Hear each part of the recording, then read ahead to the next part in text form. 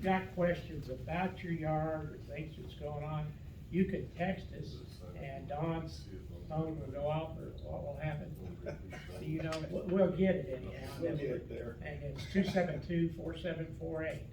And you can text us at that. I would entertain being on the air with a phone, but I think that would be cumbersome. Well, if you're Anyway. talking, I can hold it. Yeah, yeah. But, Bob Lewis is here this morning. He is a Republican or representative, and he, is running for office, and it's all yours. Well, thanks, Mike. So, I'm the freedom candidate, and what I mean by that is I think that government has a vital but limited role to play in our lives. And that vital role is really to protect our freedoms, to protect our personhood so that we're safe, to protect our property, to protect our right to keep and bear arms, and to protect our right to speak our own minds. And beyond that, you know, I think that government should, for the most part, stay out of our lives, because I also think that we, for the most part, our families and ourselves are better decision makers about what's important in our lives than government is. So, you know, how does that play out in this particular campaign? I think that on a number of issues, my opponent, Representative Wheeler, and I have some differing views on that. And if you look at those views, I think they divide along the issue of freedom and how involved government should or should not be involved in our lives. So, for instance, let's talk about schools. Our schools are in trouble. I don't think anybody who looks objectively at what's happening in Kansas schools can say that things are going well. Just a couple of statistics. In Garden City, at the 10th grade level, 62% of our 10th graders test below grade level. In Kansas, only 21% of students graduating from high school are college ready. Now, I'm not suggesting that every student should be going to college, but certainly more than 21% of the kids that come out of Garden City or Kansas high schools should be ready to go to college if they want to, and that's simply not the case. And the trend line has been down. If you look at, let's go back to 2005, and if you look at that era, that's when Kansas started spending a lot more money on education, and probably rightfully so. We needed to spend more. We've spent much with the increase in the amount of money we're spending per student has increased a lot more than inflation in that period, to the point that we're now spending $17,000 per student in Kansas. Yet from 2005 to the present, the trend lines have been steadily either down or flat. Another interesting thing I want to say about schools is there is, well, let me put it this way, money may be necessary, but it's not sufficient, as those trend lines have shown. You increase money, but it hasn't increased the achievement. Let's compare, however, what's happened in Florida. In Florida, since about 2003, they've pursued an aggressive program of what they call transparency, accountability, and choice. Various laws have been passed which essentially increase the degree to which people know what's happening in the schools. They are graded so they know what's happening. They've also provided for choice, that is to say, given parents more information about what's happening in the schools and given them a choice to move their children to other schools when the child isn't doing well in one school, whether that's moving them to another public school, moving them to a charter school, moving them to a private school. What's happened in the meantime? Well, while Kansas has pursued same old policy and spent more money, Florida has, on the other hand, pursued a policy of transparency, accountability, and choice. And the trend lines are exactly the opposite. In 2003, on virtually every metric, Kansas beat Florida. Today, it's just the opposite. On virtually every metric, Florida beats Kansas. And so I think we need to rethink the way we are going about educating our young people. It's vital for, not only for them, but for our economy. We want to keep them in Kansas, we want to keep them in Garden City, we want them to be vital contributors to our democracy, to our economy, and so, that's an area I'm very passionate about. And Mr. Wheeler and I have fundamentally different approach to this. He is opposed to school choice, he's apparently opposed to more transparency. For instance, a big issue that came up in the last session, it was known as the Parents' Bill of Rights. This was a law that would give parents in Kansas the right to know what their curriculum is being taught in the school, to know what books are being given to their students in the libraries. It also provided that there wouldn't be a curriculum that involved teaching racist ideas, such as that because you're a white person, you're somehow inferior because of the past racism that has gone on in our society. The critical race theory that you've heard about. That was in the bill as well. Representative Wheeler voted against it. Despite that, it did pass.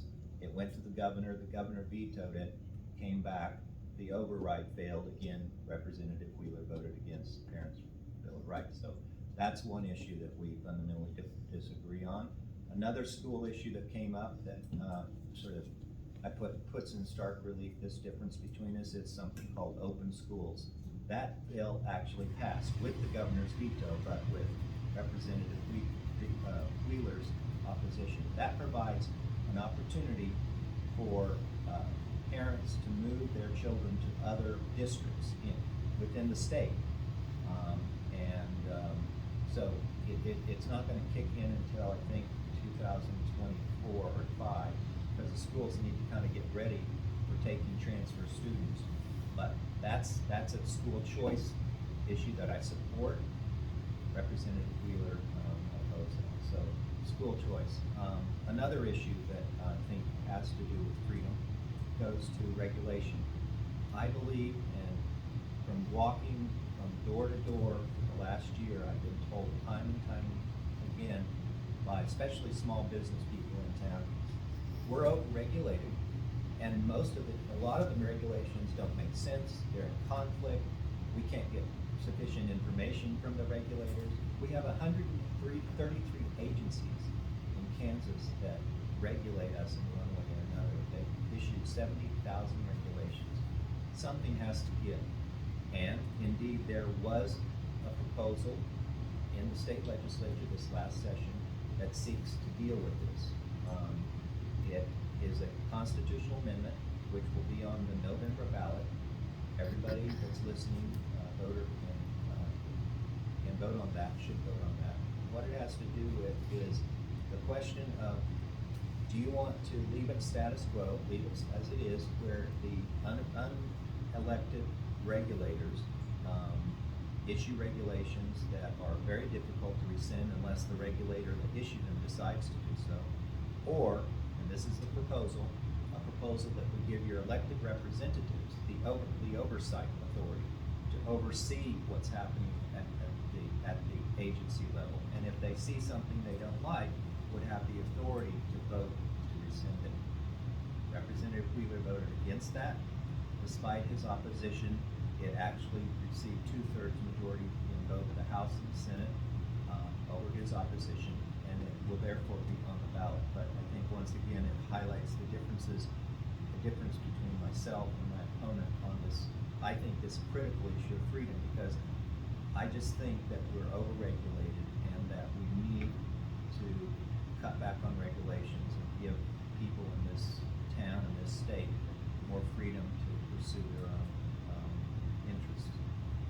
Those are some of the issues. Property taxes, once again, it's an issue that keeps coming up and up, and I've seen that I have to pay my property taxes like everybody else.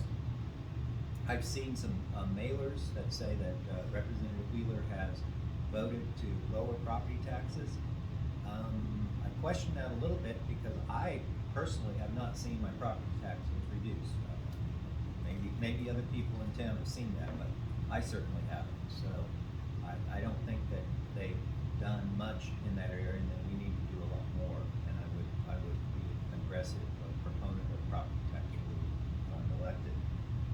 Another issue that we have a fundamental disagreement about is Representative Wheeler voted to give funding to Planned Parenthood.